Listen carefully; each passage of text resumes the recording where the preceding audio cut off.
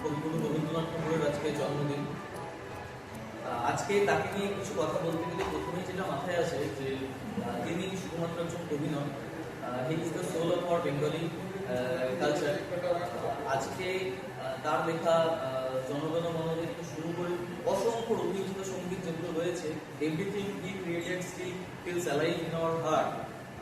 রবীন্দ্রনাথ ঠাকুর আমাদেরকে শিখিয়েছেন how to think freely, how to love nature, humanity, piece.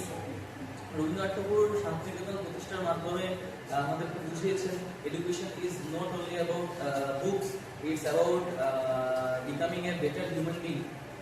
আজকে আমরা শুধুমাত্র তার জন্মদিন পালন করছি না, আর we celebrated his legacy, his vision.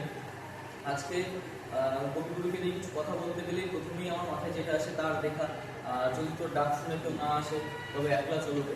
তো আজকের দিনটি সবাই উদযাপন করুন, পালন করুন আজকের দিনটি এই কবিগুরুর জন্মদিন হিসেবে। ধন্যবাদ সকলকে। যদি তোর ডাক শুনে কেউ না আসে তবে একলা চলো রে, যদি তোর ডাক শুনে কেউ না আসে তবে একলা চলো, যদি তোর ডাক শুনে কেউ না আসে তবে একলা চলো রে, যদি তোর ডাক শুনে কেউ না